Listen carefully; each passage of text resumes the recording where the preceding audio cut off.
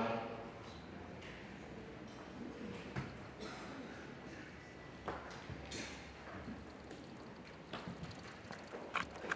Padre,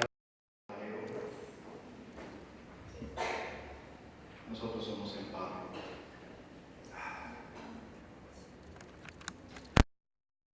Los próximos minutos sean usados por el alfarero para seguir moldeando, limpiando, purificando,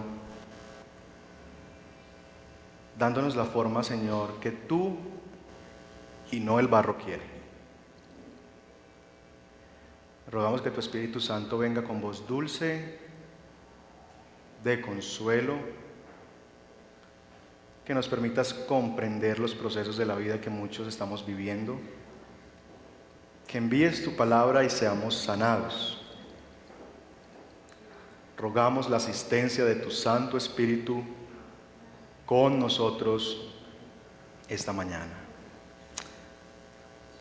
Ven, alfarero divino, y trabaja en nuestra vida.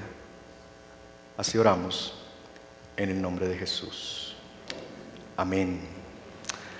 Amén. Muy buenos días. Bueno, hoy se nota un poco la realidad de que estamos en el último puente de junio. Entonces todo el mundo le está diciendo, se está despidiendo de las vacaciones, la gente, pero damos gracias a Dios por cada uno de ustedes que está aquí esta mañana. La Biblia usa muchas expresiones o analogías para mostrarnos la relación de Dios con el hombre. ¿Recuerda usted algunas analogías, figuras que la Biblia usa para describir cómo es nuestra relación con Dios? Aparte de la que hemos visto. ¿Recuerdan? El pastor y la oveja.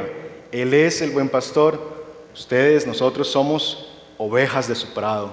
¿Qué otra?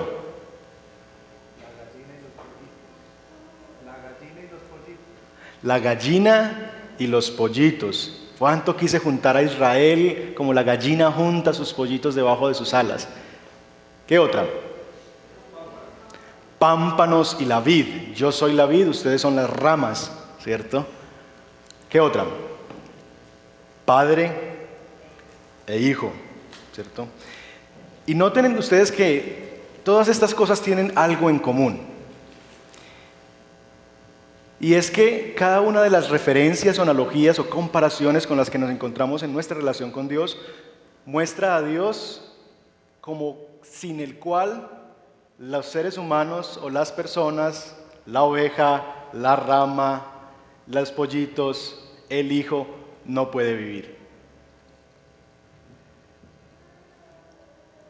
Esas cosas no son posibles, ni la rama puede tener vida en sí misma, ni el hijo tiene identidad en sí mismo, porque el hijo siempre en la antigüedad era llamado Ben, que significa hijo, hijo de. Entonces, por ejemplo, Juan Pablo sería no Juan Pablo, sino hijo de Víctor, ¿cierto? Hijo de Víctor. Él no tenía una identidad. La rama fuera de la vid no tiene vida. La oveja sin un pastor está perdida, es el animal, dicen algunos, más inútil que existe en el campo, se pierde, no sabe a dónde ir, torpe. En cada una de las analogías de la Escritura nos hablan de que nosotros sin Dios no somos nada. Hoy el texto de la Escritura nos presenta una analogía muy preciosa y quisiera invitarles, si usted tiene su Biblia ahí, que vaya a Jeremías capítulo 18. Jeremías capítulo 18.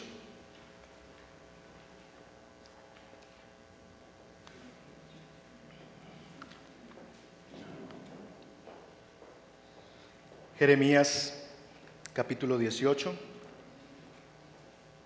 y vamos a leer versos 1 al 6. ¿Lo tienen? Esta es la palabra del Señor que vino a Jeremías. Baja ahora mismo a la casa del alfarero y allí te comunicaré mi mensaje. Entonces bajé a la casa del alfarero y lo encontré trabajando en el torno. Pero la vasija que estaba moldeando se le deshizo en las manos. Así que volvió a hacer otra vasija hasta que le pareció que le había quedado bien. En ese momento vino la palabra del Señor y me dijo: pueblo de Israel, ¿acaso no puedo hacer con ustedes lo mismo que hace este alfarero con el barro?, afirma el Señor. Ustedes, pueblo de Israel, iglesia de Dios, son en mis manos como el barro en las manos del alfarero. ¿Se siente usted como barro en manos del alfarero? La alfarería es tal vez uno de los oficios más antiguos que ha conocido la humanidad. Algunos datan la alfarería desde los inicios de la misma civilización humana. Y en un comienzo la alfarería, el arte de coser piezas y de hacer cosas con el barro, tuvo un origen cúltico o pagano. Eran los hombres, las primeras civilizaciones que construían sus propios ídolos de barro, además por supuesto del uso natural de las vasijas como para almacenar agua y hacer otra cantidad de cosas. Esta cultura, la cultura del pueblo de Israel, es una cultura también en la cual este oficio es un oficio muy importante. Esta mañana vamos a entrar a tratar de habitar esta analogía, tratar de meternos en el fondo para tratar de encontrar qué es lo que Dios nos quiere comunicar a nosotros a través de esta imagen tan preciosa que es la imagen del alfarero y del barro. 3 cosas vamos a hablar esta mañana. La primera de ellas tiene que ver con el alfarero. Dios se presenta en este texto como el alfarero.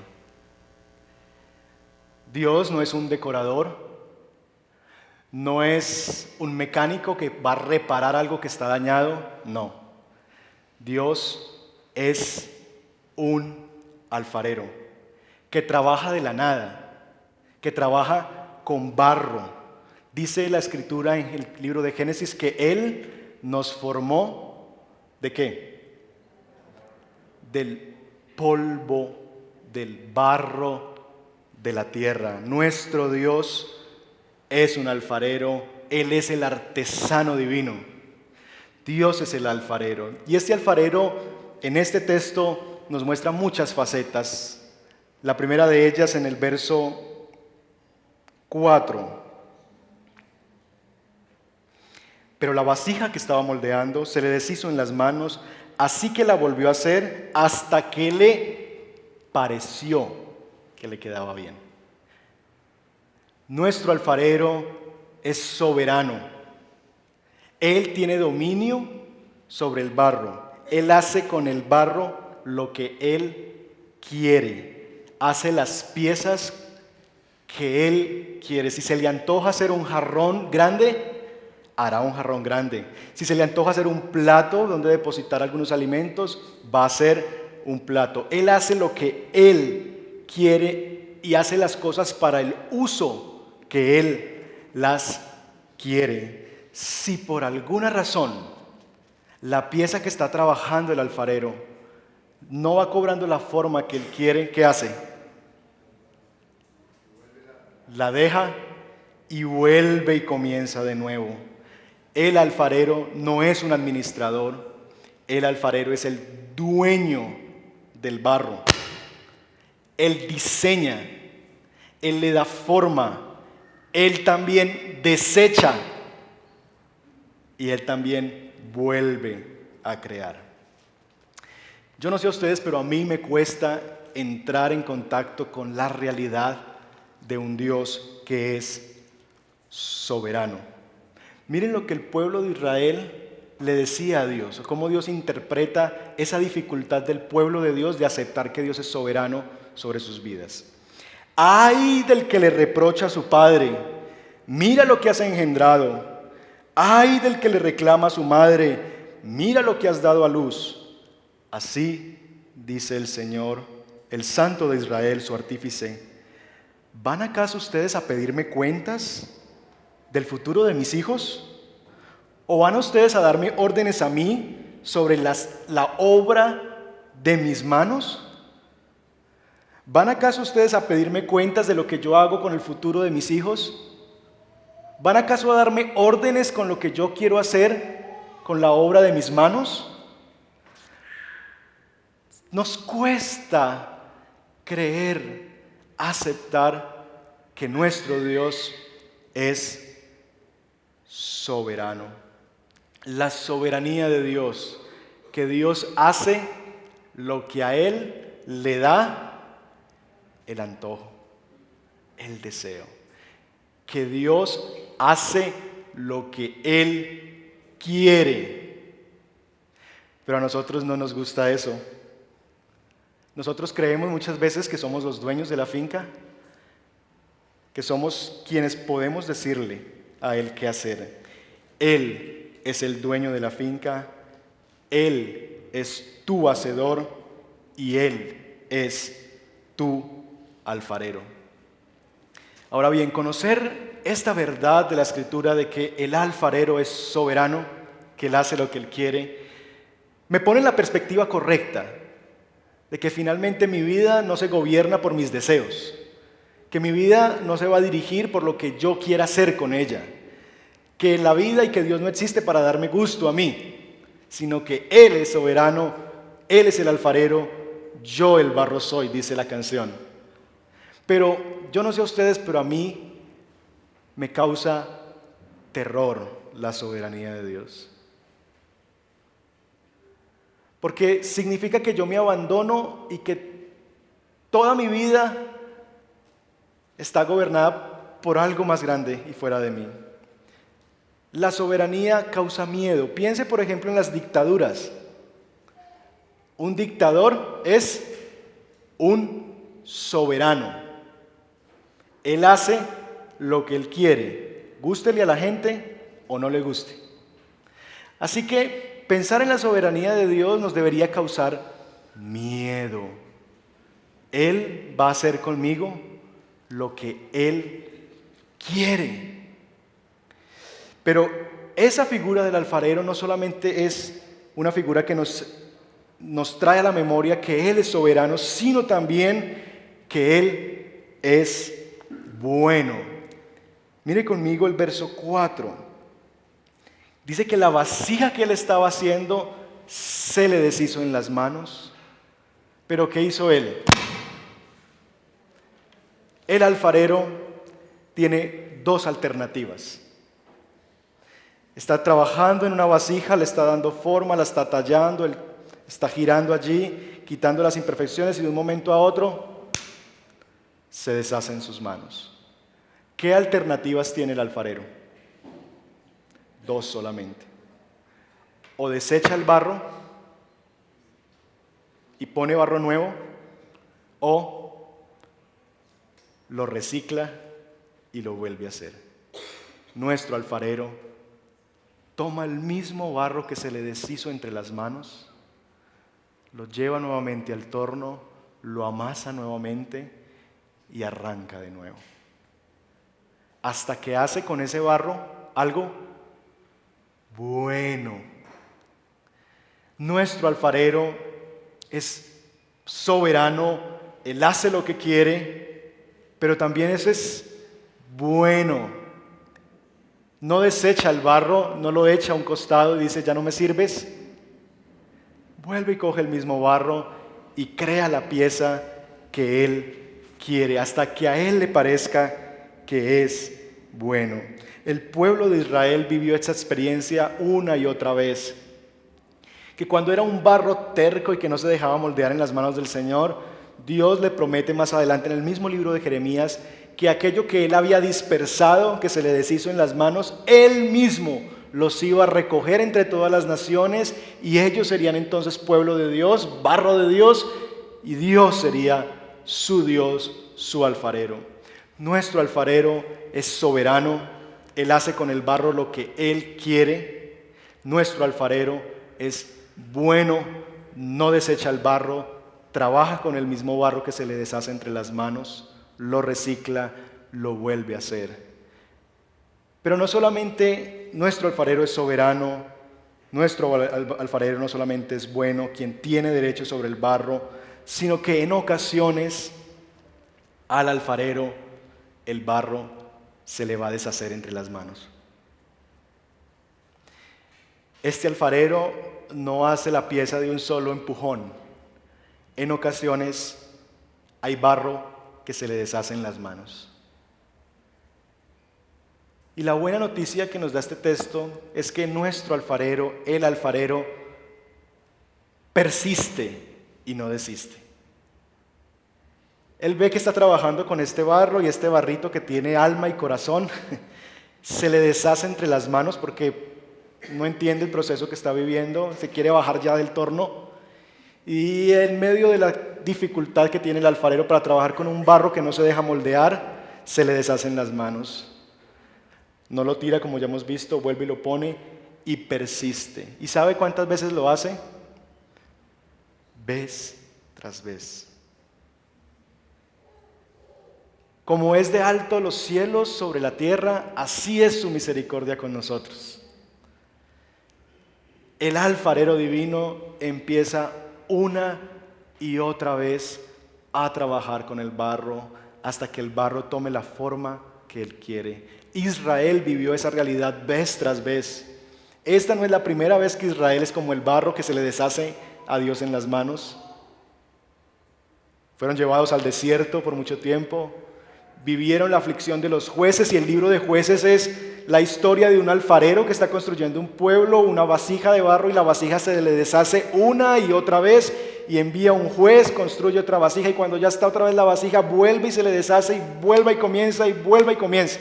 Esa es la historia del libro de Jueces. Pero el alfarero, años después, en el tiempo de los profetas, sigue insistiendo con este pueblo. Nuestro alfarero es soberano, Él hace lo que Él quiere, Él tiene derecho sobre el barro. Nuestro alfarero es bueno y nuestro alfarero es persistente.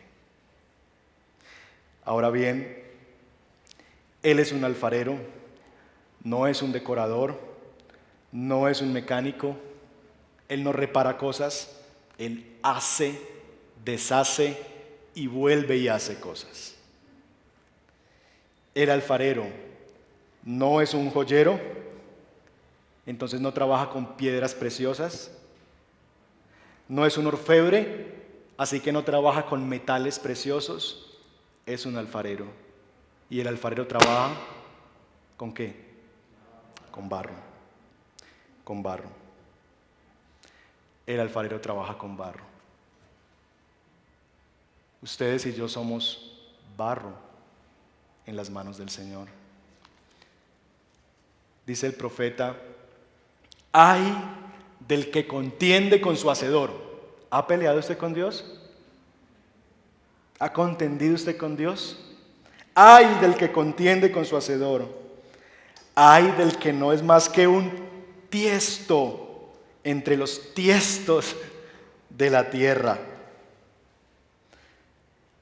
¿Acaso el barro le reclama al alfarero? Fíjate en lo que haces. Tu vasija no tiene agarraderas, ¿no te das cuenta? ¿Acaso el barro le reclama al alfarero? Fíjate en lo que haces. Tu vasija no tiene agarraderas. Ridículo. Ridículo se ve imaginándonos el barro hablándole al alfarero. ¡Hey, alfarero! No me gusta lo que estás haciendo. Arranca otra vez. ¿Cómo así que no tengo agarraderas? Y la vasija que acabaste de hacer sí tiene agarraderas. ¿Cómo así que me hiciste delgadito, grande, y la vasija que está a mi lado almacena más agua? Suena ridículo, así de ridículo sonamos nosotros cuando contendemos con nuestro hacedor. El barro no le dice al alfarero qué hacer con él. El barro no ora dándole órdenes al alfarero. El barro no dice: yo declaro, yo decreto. El barro no le dice al alfarero qué hacer con él.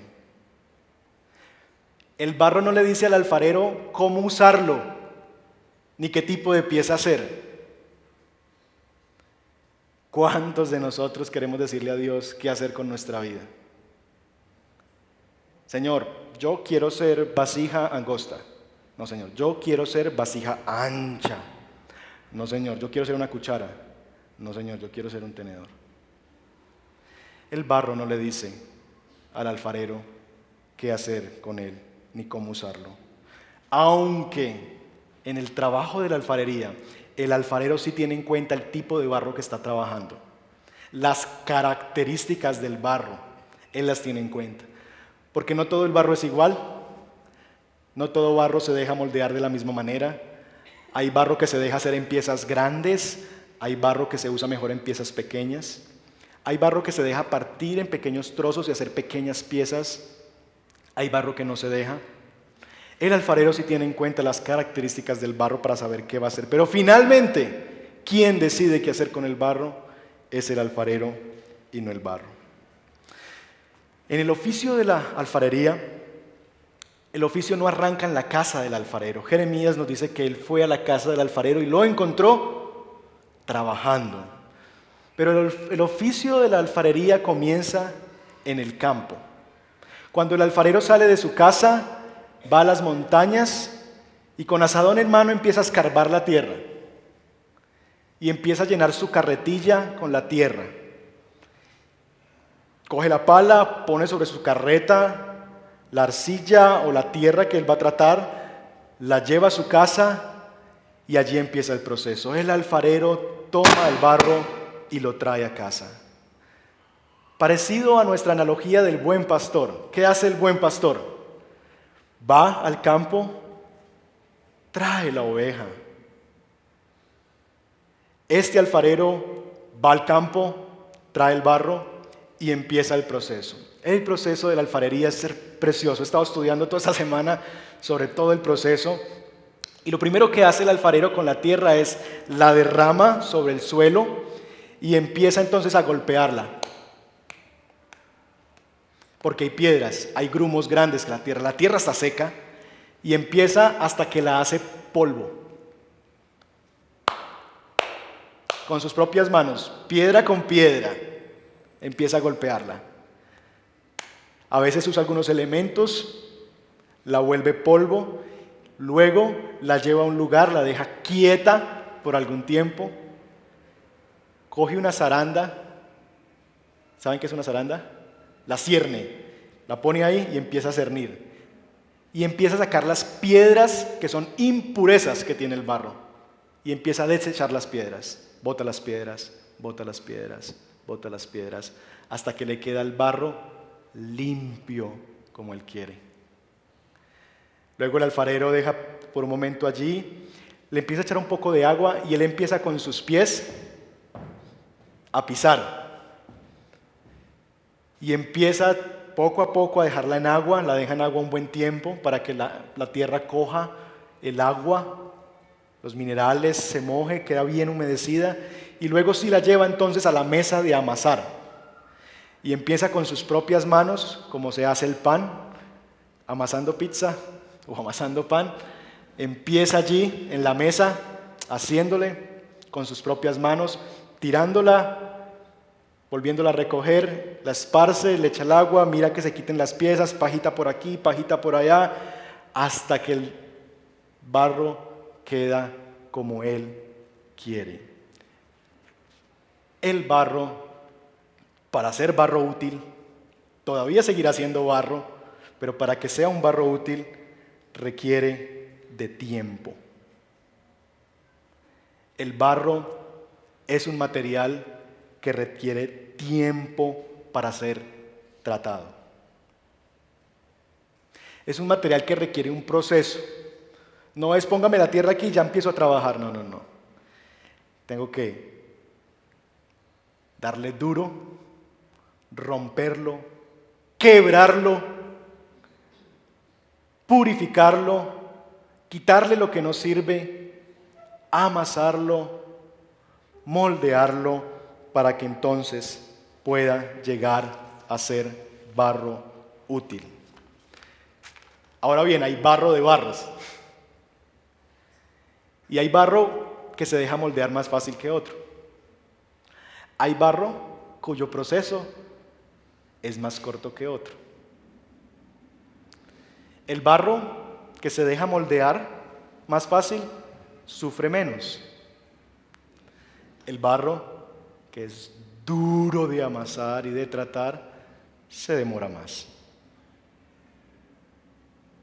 Pero el alfarero no va a dejar el barro, por más duro que sea, por más difícil que esté, lo va a dejar en el agua el tiempo que sea necesario. Lo va a pisar el tiempo que requiera. Le va a quitar vez tras vez las pajitas, las piedritas, las impurezas que él tenga, hasta que el barro esté listo para ser tratado. A veces lo llevará, como Jesús le pidió a Pedro: Satanás me está pidiendo que te entregue para ser zarandeado. A veces tendremos que pasar, el barro tendrá que pasar por la zaranda del diablo. Pero la buena noticia es que nunca, por más largo que sea el proceso, el alfarero deja de estar presente en el proceso. Siempre está allí. Siempre está allí. Son sus pies lo que lo pisan, son sus manos la que quiebra, son sus manos la que echa el agua, son sus manos la que moldea. Nunca el alfarero deja al barro. Siempre está allí, siempre está presente. Hasta aquí, el alfarero solamente ha usado sus manos. El alfarero es soberano, trae el barro que él quiere, lo trata en la manera que él cree que es necesaria tratarlo. Él persiste en hacer una y otra vez lo que necesite el barro para que esté listo para ser usado. Él tiene barro, el barro que él tiene es eso, simplemente barro. Él no trabaja con joyas preciosas, él no trabaja con metales preciosos, él trabaja con barro. Trae el barro y el barro necesita ser quebrado, el barro necesita ser mojado, el barro necesita ser amasado, el barro necesita ser procesado, trabajado.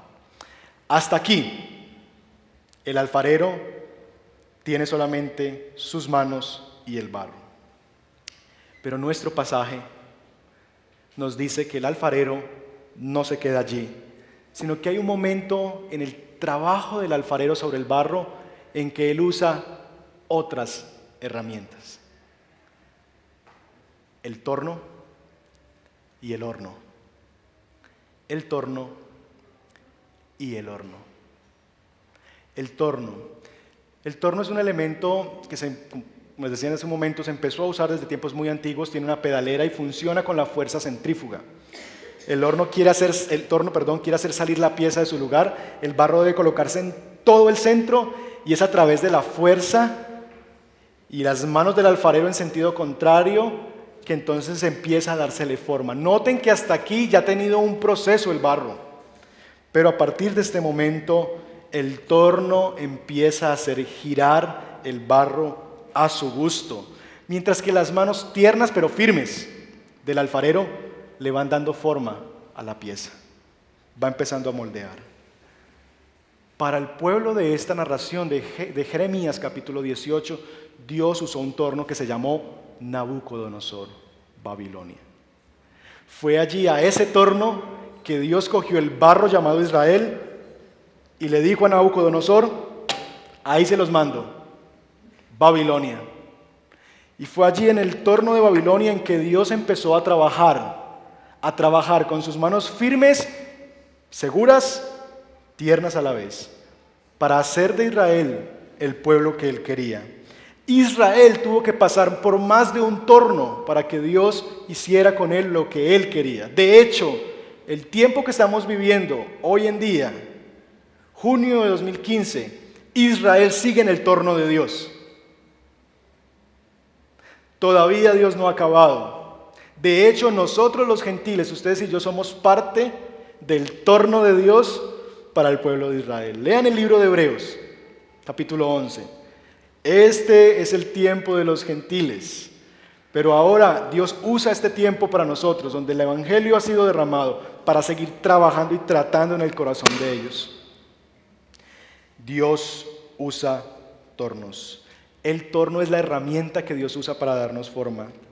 Ahora bien, a nosotros nos encantaría que si Dios va a trabajar con el barro, trabaje Él mismo con sus manos, pero que no nos ponga en el torno, que no use otras herramientas, que no use a ese jefe, que no use a ese esposo, que no use a esa mamá, que no use a ese papá. Dios, si vas a trabajar conmigo, hágalo usted solito, pero no me lleve a tornos, no me lleve a lugares, no me ponga sobre otros. Tornos. ¿Piensa en algunos tornos usted? ¿Tiene tornos en su vida? Si está a su lado no le vaya a decir, hey, tornito, ¿cómo estás? Pero todos nosotros somos en algún sentido el torno de alguien. Usted también es el torno de alguien. La herramienta que Dios está usando para perfeccionar a otro, para hacer de otro lo que Él quiere. Y también cada uno de nosotros tiene un torno en su vida. Uno o varios tornos en su vida. El alfarero lleva el barro sobre el torno y empieza a trabajar. Dios usa hornos también, no solamente tornos, Dios usa también hornos. Cuando la pieza está lista en la mesa del alfarero, en el torno, y ha quedado lista, el alfarero deja por un momento que se seque un poco y luego, con sus propias manos, se dirige al horno de fuego ardiente y la deposita allí. Dios no solamente usa tornos, sino que Dios también usa hornos. Donde mi fe es probada, dice San Pedro, como se prueba al oro. Es allí en el horno donde las piezas empiezan a juntarse y se hace sólida y fuerte la pieza. Si la pieza no pasara por el fuego, se quebraría, no resistiría mucho tiempo. Cualquier golpecito la quiebra. Necesita ir al horno para hacerse resistente, fuerte, pura, morena, porque es en el horno donde adquiere su forma final. Si se pasa, se quema. Por eso siempre el alfarero está ahí, con reloj en mano, calculando el momento en que dice, es tiempo, es tiempo. La saca del horno, la deja enfriar y por fin la pieza está lista. Dios entonces no solamente usa tornos, sino también hornos para trabajar con el barro. ¿Conoce usted eso? ¿Conoce los tornos? ¿Conoce los hornos? Yo sé que sí, yo sé que sí. Un hombre en los Estados Unidos llamado Horatio Spafford, en el año de 1841, comenzando ese año, un hombre muy próspero, muy bendecido por Dios, vivió una de las tragedias más grandes en su vida. Tenía 5 hijos, solo uno de ellos varón, y en ese día su hijo falleció, febrero de 1841. Ustedes que han perdido tal vez hijos saben a lo que me refiero. Un gran dolor invadió su alma, una tristeza enorme. 8 meses más tarde, eso fue en la ciudad de Chicago, un gran incendio consumió las fábricas, la casa de este hombre y se quedó sin absolutamente nada. Perdió a su hijo, su fábrica y su casa fueron quemadas, quedó en la ruina total. Este hombre siguió trabajando, tratando de preguntarse a Dios, pero ¿qué quieres hacer con esto? ¿Por qué? ¿Para qué? Mi hijo, me quitaste todo lo que tenía. 2 años más tarde, el año de 1843, tratando como de salir de esta cosa tan difícil, planeó un viaje a Europa. Vivía en Chicago, en Estados Unidos, y planeó un viaje para ir a Europa, a Inglaterra, a descansar con su familia en medio de momentos muy difíciles, de años muy duros. Por alguna situación de trabajo, él tuvo que quedarse unos días más, así que envió a su esposa con sus 4 hijas en un transatlántico hacia Inglaterra. Se calcula que más o menos 5 días después recibió una llamada diciéndole que el transatlántico donde estaba su familia había naufragado. Se hundió en 12 minutos. La llamada era de su esposa. Y la llamada que le hizo la esposa fue: el transatlántico se hundió, solo quedé yo. Y colgó. ¿Qué haría usted? ¿Qué haría usted en una situación como esas? ¿Renegar?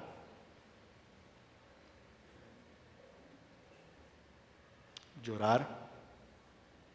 Este hombre lloró por muchos días hasta que tomó fuerzas de parte del Señor y se fue en otro transatlántico a recoger a su esposa en Inglaterra. Su esposa desconsolada, no tenía nadie allá, ellos iban a quedarse en casa de unos amigos, no había familia, no había nadie cercano. Él dijo: tengo que ir por ella, no puedo permitir que ella se regrese sola. Fue. Y dicen que mientras estaba yendo de camino, pasó por el mismo punto donde el barco se hundió. Y en medio de esa realidad, él compuso una canción. La canción dice algo como esto: si la paz como un río visita mi camino, o las penas me agitan como las olas del mar, cualquiera que sea mi suerte, me has enseñado a decir: estoy bien en mi alma. Aunque Satanás me abofetee, aunque las pruebas vengan, dejo que esta bendita seguridad me controle, que Cristo consideró mi vida desamparada y vertió su propia sangre por mi alma. Estoy bien en mi alma, estoy bien en mi alma, tengo paz. Este es un himno que se ha cantado por muchos años